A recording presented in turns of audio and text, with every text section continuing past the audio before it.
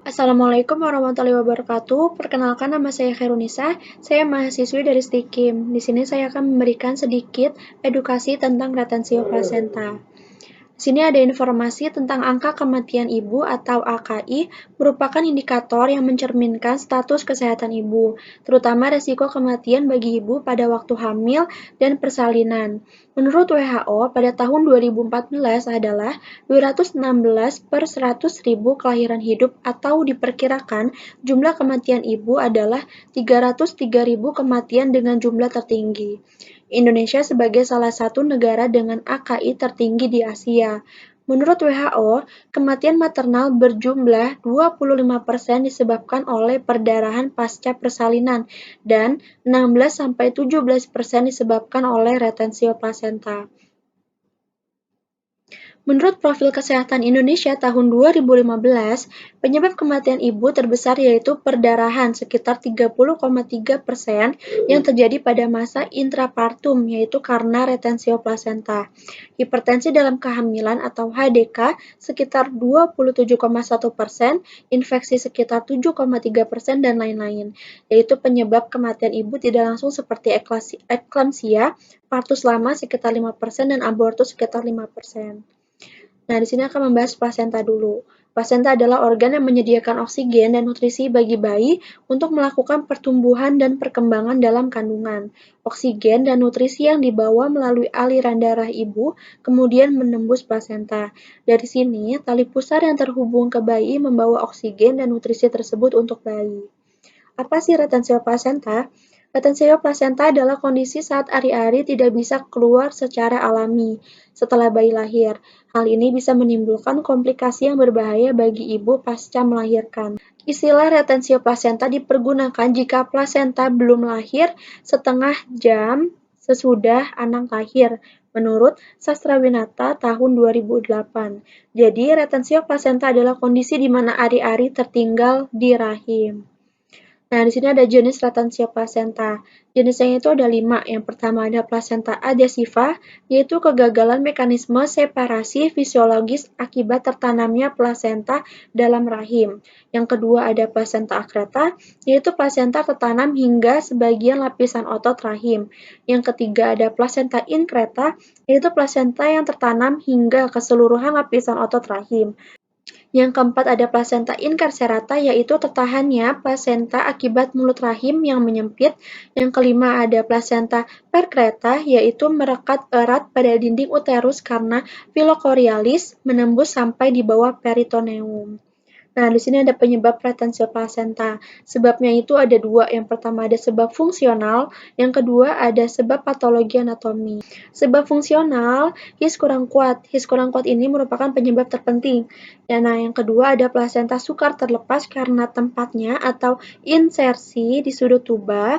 Yang kedua ada bentuknya atau plasenta membranacea, plasenta anuralis. Dan ukurannya yaitu plasenta yang sangat kecil dan juga plasenta adhesiva, yaitu rahim tidak kuat berkontraksi. Nah, sebab patologi anatomi yaitu plasenta belum terlepas dari dinding rahim karena melekat dan tumbuh lebih dalam. Nah, penyebab retensio plasenta dibagi menjadi 3 derajat menurut kedalaman implantasinya. Yang pertama ada plasenta akreta, yaitu kondisi di mana pembuluh darah plasenta atau ari-ari atau bagian-bagian lain dari plasenta tumbuh terlalu dalam pada dinding rahim. Ini merupakan salah satu masalah kehamilan serius karena bisa membahayakan nyawa penderita. Yang kedua ada plasenta inkreta. Plasenta inkreta terjadi ketika plasenta menempel lebih dalam ke dinding uterus dan menembus ke dalam otot uterus. Plasenta inkreta ini menyumbang sekitar 15% dari semua kasus. Nah, yang terakhir ada plasenta percreta, yaitu terjadi ketika plasenta menembus seluruh dinding uterus dan menempel ke organ lain seperti kandung kemih. Nah, ini ada gambarnya. Nah, di sini ada tanda dan gejala. Di sini ada gejala dari akreta persial, gejala dari plasenta incarcerata, dan gejala pada plasenta akreta. Nah, gejala yang pertama itu konsistensi uterus. Pada akreta persial, konsistensi uterusnya itu kenyal. Pada plasenta incarcerata yaitu keras, dan pada plasenta akreta itu cukup. Nah, gejala yang kedua ada tinggi fundus. Pada akreta persial, tinggi fundusnya itu sepusat. Pada plasenta incarcerata, 2 jari di bawah pusat. Pada plasenta akreta itu sepusat. Nah, yang ketiga, gejalanya yaitu bentuk uterus. Pada akreta persial itu diskoid, pada plasenta incarcerata itu agak globuler, pada plasenta akreta yaitu sikoid. Nah, yang keempat ada gejala perdarahan. Pada akreta persial, perdarahan itu sedang ke banyak. Pada plasenta incarcerata, yaitu perdarahannya sedang. Pada plasenta akreta itu perdarahan sedikit atau tidak ada. Nah, yang kelima ada tali pusat. Pada akreta persial, tali pusat terjulur sebagian. Pada plasenta incarcerata itu terjulur. Pada plasenta akreta tidak terjulur. Yang keenam ada ostium uteri. Pada akreta persial, ostium uteri itu terbuka. Pada plasenta incarcerata, yaitu kontriksi. Pada plasenta akreta itu terbuka. Nah, yang ketujuh ada separasi plasenta. Pada akreta persial, separasi plasenta-nya itu lepas sebagian. Pada plasenta incarcerata itu sudah lepas, dan pada plasenta akreta itu melekat seluruhnya. Dan yang terakhir ada shock. Pada akreta persial yaitu sering terjadinya shock. Pada plasenta incarcerata itu jarang, dan yang terakhir pada plasenta akreta yaitu jarang sekali terjadinya shock, kecuali akibat inversio oleh tarikan kuat pada tali pusat. Nah, di sini ada faktor yang mempengaruhi retensio plasenta. Yang pertama ada pada usia. Kenapa usia? Resiko kematian pada kelompok umur di bawah 20 tahun dan di atas 30 tahun merupakan faktor resiko yang dapat mengakibatkan kematian maternal. Kelompok umur reproduksi sehat yaitu 20-35 tahun.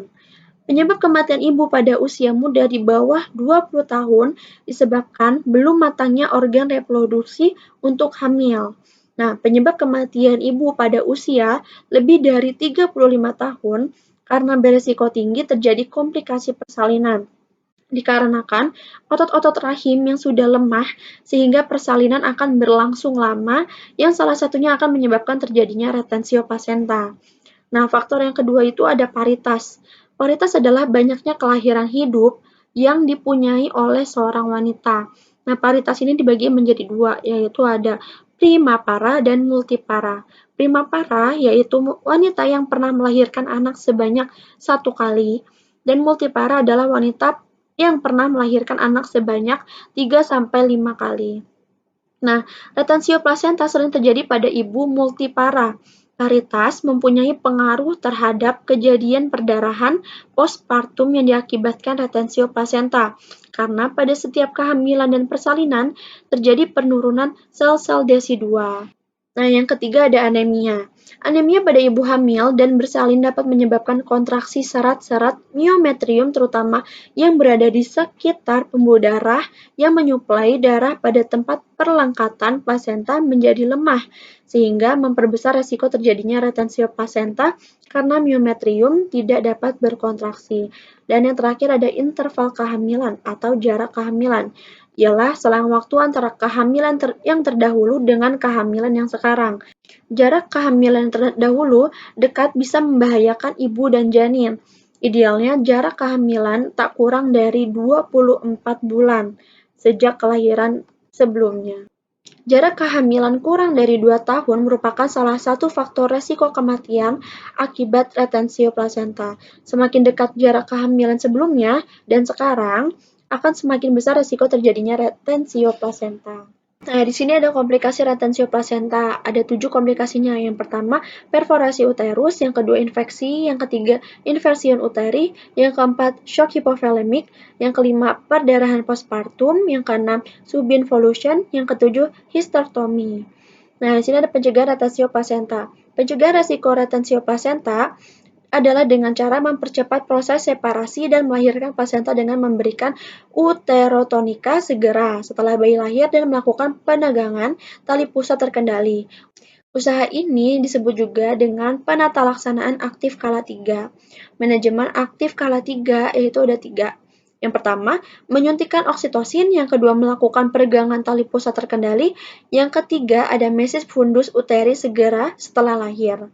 Nah, penanganan retensi plasenta itu ada penanganan manual. Plasenta manual adalah tindakan untuk melepaskan plasenta secara manual menggunakan tangan dari tempat implantasi dan melahirkan keluar dari kafum uteri. Ini ada gambarnya. Nah, sekian sedikit edukasi yang saya berikan. Semoga bermanfaat. Kurang lebihnya mohon maaf. Wassalamualaikum warahmatullahi wabarakatuh.